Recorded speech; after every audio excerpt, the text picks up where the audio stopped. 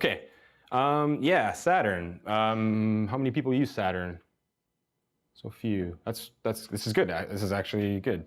It's a really useful plugin. I definitely recommend it to. I recommend it to people, especially people who are kind of starting out or have like one DAW and they're kind of like, well, what kind of plug? Like, you know, what's something that I could get that's probably not going to, you know, I'm probably not going to find in, you know, whatever DAW it is, and that's flexible and can, you know, or is a good distortion or whatever. And I recommend Saturn a lot because you get a lot more bang for your buck than a lot of plugins in the category of distortion plugins. There's compressors in it. You can do multi-band processing. You can do kind of like pseudo EQing.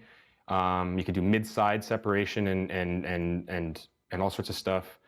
You can do transient shaping in really unique ways. And it has all sorts of modulation possibilities, which I think is really cool. And that not many other distortions actually have. I think F Expansion's Mall has some modulation, but I can't really think of very many other ones. Okay, so let's go over the interface here a little bit quickly. I use Ableton Live for most of my stuff. I just find it really flexible, so if this just looks kind of weird, that's what I'm using. Okay, so here's Saturn. Here's the interface of it. It's pretty simple. I'll just close. I'll just close this for now. So you have a basic setup here, which is basically your distortion generator. And then in here you have a bunch of different types of distortions. Pretty simple. And then you have a drive and a basic kind of tone EQ here and an output. And then around each of these knobs, there is a panner. So right now I have Saturn set into mid-side mode. You can go left, right, and it'll change them to left or right. So what that does essentially on this drive circuit is it tells you how much more drive you want to add to the sides or to the mid, or if it's in left right mode, how much more drive you want to add to the right or the left or whatever. Pretty handy. I find it mostly handy though when it's in mid-side mode, just for creative purposes. And yeah, there's a basic EQ here. It's handy but not super flexible. And then there's this dynamics knob, which is actually like a built-in compressor. It's a one knob compressor. When it's up at 12 o'clock, it's doing nothing.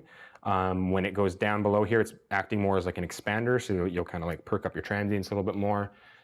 This way, you get a little bit more squash. And then it has a feedback system here. So you have a way of feeding signal back into itself to varying degrees, and then you have like basically kind of a filter for the feedback. You can get this thing howling and doing all sorts of weird things. And later, just near the end of this, I'm going to show you that you can actually make a whole bunch of wacky sounds with just using Saturn, with like nothing going into it. You can get all sorts of wacky stuff happening. So that's kind of the basic interface. You also have a wet dry knob here, and then you have a total wet dry knob down here, and I'll show you what that means in a bit. And then there's a high quality switch that enables Saturn to run at 4 times oversampling. So if you need to do some really hard mangling and you still need to maintain clarity and keep the noise floor lower, it's great for that sort of stuff. Up at the top here, when you navigate up here, you get these little pluses, and here's where Saturn gets really cool. Well, one of the parts where it gets really cool is you can split the band. You can split bands in here, and basically each one of these can have its own this. So every band you can put up to 6 anywhere in the frequency spectrum, and you can add different types of distortion, have them panning differently, all that sort of stuff. So that's kind of a basic view of the interface. Down at the bottom here, there's a modulation system, and this is where the craziness starts happening. So let's have a look at some stuff here. I'm just going to load in something kind of. Drums are generally good for this kind of stuff, just because they have a lot, like, you know, wide range frequency content. Just so you can kind of get an idea of what these algorithms kind of sound like and what you'd kind of use them for, I guess. Let me drag this up to here. So we'll just listen to this really silly drum loop. Cool. Okay, so let's have a listen to some of these just really quickly, just so you can kind of see. So the top few here are all tubes, and then there's tape, and then there's a bunch of different amps, and then different types of saturation, and then the bottom ones are more mangly type things. The clean tube is generally a good one if you want to just bring like out stuff. So if you put this on,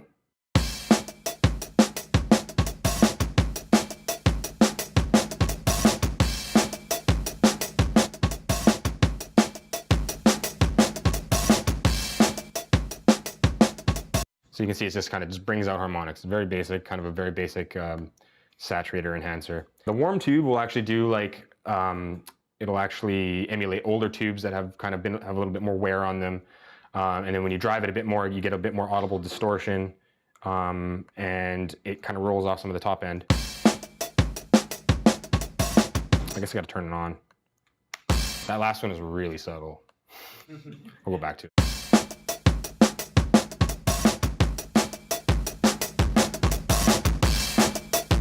You can hear it breaking apart pretty good. It's good for that like kind of intermodulation distortion. And we'll go back to the clean one again just so you can kind of hear, because this one's actually a lot more.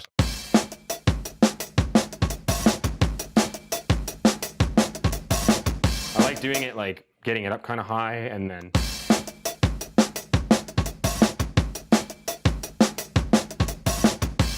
mixing into taste. It's kind of hard to hear the subtlety on these speakers, but you can get really, really into the just like bringing out very specific aspects of the sound. Broken tube is just more broken. Like it starts off broken, and then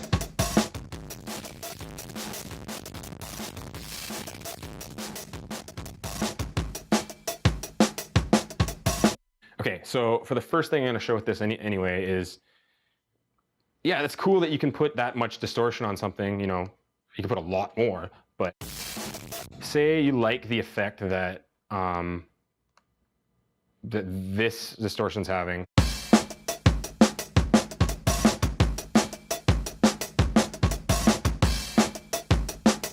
Just like right there, you know, something about that you like. But you'll find when you raise the distortion on these, they'll start smearing the transients out, just like any type of clipper will. So there's a way to kind of get around that, and I use this a lot for shaping impacts and whatnot, is I try to find like the basic level of distortion that I want, and then I use this modulation system at the bottom. I'll have to probably try both of these because it kind of depends on what the source material is. But what I do with this is, I'll try the envelope follower first, is what this is doing is it's monitoring the signal coming in as like a curve. And what you can get it to do is you can basically say, whenever there's a transient, distort less. So the transients will come through clean, but then the tone will come through a lot more distorted, which is what you want to do. You want to bring up the tone, but you don't want to crush the transients. So the interface for this sort of stuff in any of the Fabfilter creative stuff is really, really, really easy. They have these little targets, and any type, you can add as much modulation as you want down here. And what you do is you just grab one and you just touch it on what you want it to affect. So what I want to do is I want to put it on the drive. And by default, it gives me a positive modulation amount. So what this is going to do now is, like, the signal is going to come in and it's going to actually turn up the distortion depending on how loud the transients are, depending on how I have this set. But that's not what I want to do. So I can set this to negative mode. And then what I'll do is I'll gradually turn this up, and hopefully we'll be able to hear something. I might have to use the other envelope because it might misfire a little bit with this one, but we'll see what this sounds like. So yeah, so here's the basic distortion. So I'm going to bring this up now, and hopefully we start getting some of our transients back.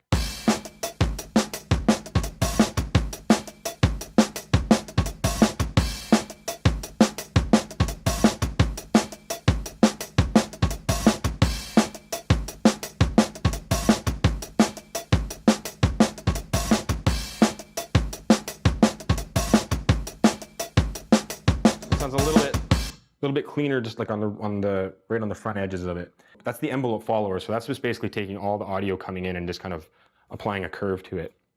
And then you can adjust how quickly you want the attack and the release to go up. They also have an envelope generator, and what this does is it runs on a threshold, so similar to like a compressor. And what it'll do is once it triggers once the threshold is triggered, you'll get an envelope curve.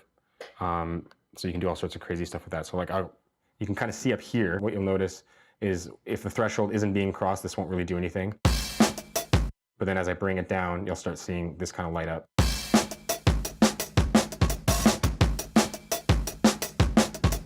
So I can kind of see that's kind of lighting when the transients hit. So I'll use that. So I'll take this again to the drive and then go minus.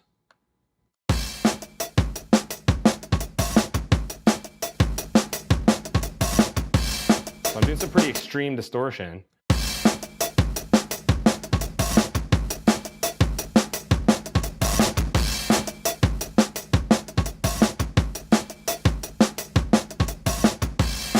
Versus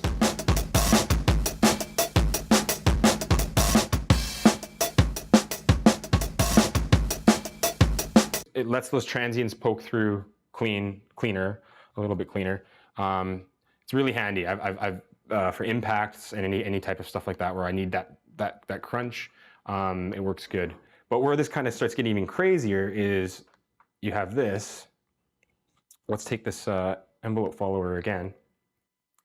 And you can start doing things like this. Like I like doing this. Like you can put it on these EQs and say like, I'll bring that down, but I want it to go up when, you know, there's an attack. So this, you can kind of use this as like a gate or like an upward compressor.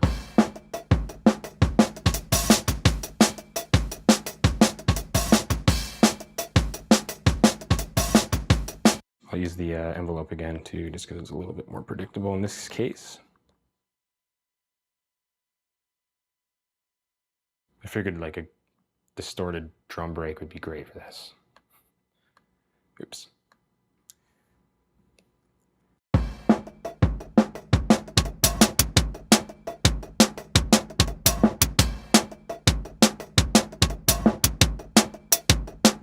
So you get the picture. You can kind of add that to pretty much anything in any of these distortion algorithms. Another really cool one is the LFO.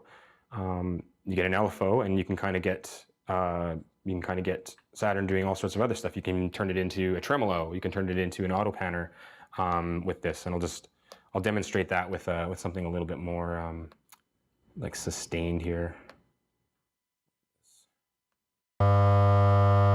Get more sustained than a humming electricity, I guess. So I'm going to turn that down because that's just annoying. So you can do things like, oh, let's grab this LFO. I'll set it to its maximum and apply it to, let's just do it to panning. So we'll do left, right. I'll go back down here, left, right mode. And now,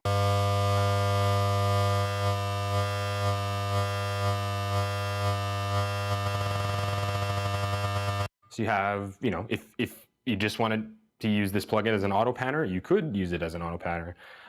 Or something, you know, you can start getting a little more complex, you know, pick a more complicated algorithm here. Like we'll take the smudge one, because this one's kind of like a granular time shift thing. And then add the LFO to, actually, no, let's make a new LFO. You can add as many of these as you want. It's pretty crazy. And let's make it a stepped LFO. So you can keep adding steps here to the LFO. And then each step, you can actually change the curve. You can actually say, like, I want this to be a sine, or I want it to be a square. This one's selected. You can say, I want it to be random. So it'll just pick, whenever it comes back around to there, it'll just pick one. But yeah, you can basically do all sorts of stuff like that. You can get, where's the glide? So I'll make this kind of stepped. And we'll put it on the drive. So now what's going to happen is it's going to play.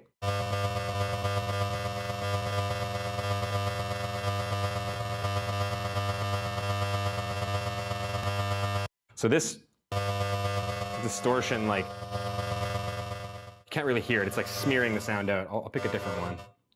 I'll pick a different one here. We'll use Destroy, because that one's just, it's a bit crusher type one. So it's,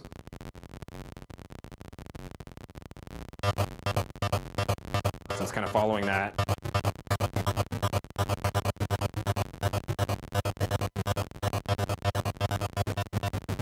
Now we have the LFO.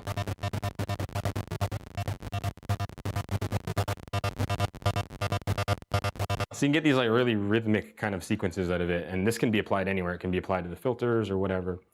But where the real power of all of this kind of comes into play is when you do start doing it with the multi-band stuff, right? So you can have on one band, you can have, you know, a clean tube, one band. Yeah, let's completely destroy the top end. No, let's do something else with it. Put the smudge on there, and then yeah, I'll put rectify on the low end.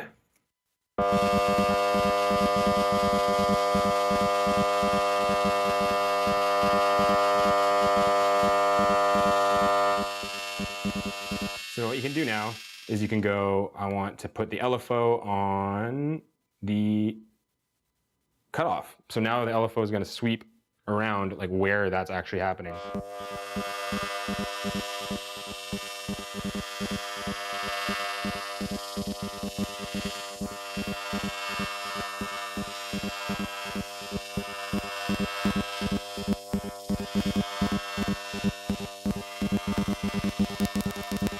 So not, that sound, it's not a great sounding sound, but you can kind of see that you can really get a lot of flexibility out of doing this multi-band stuff and really laying it on with the modulation.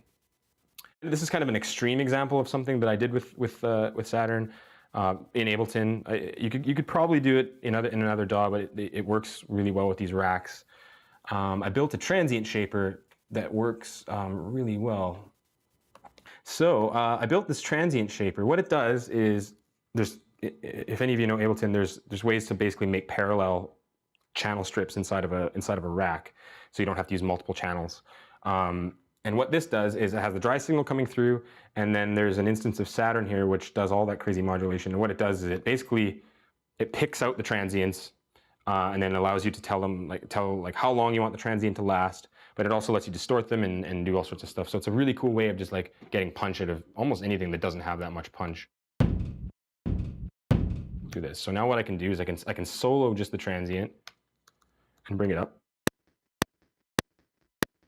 So I can say, I only want it that much.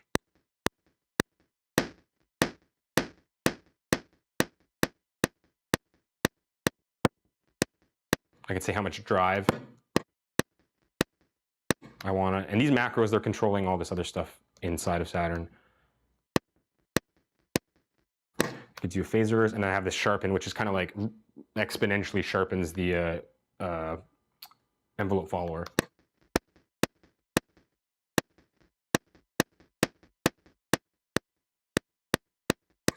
So then it just clips it at the output too, so it keeps it all nice. So now I have a transient, so I can just listen to this and just bring in.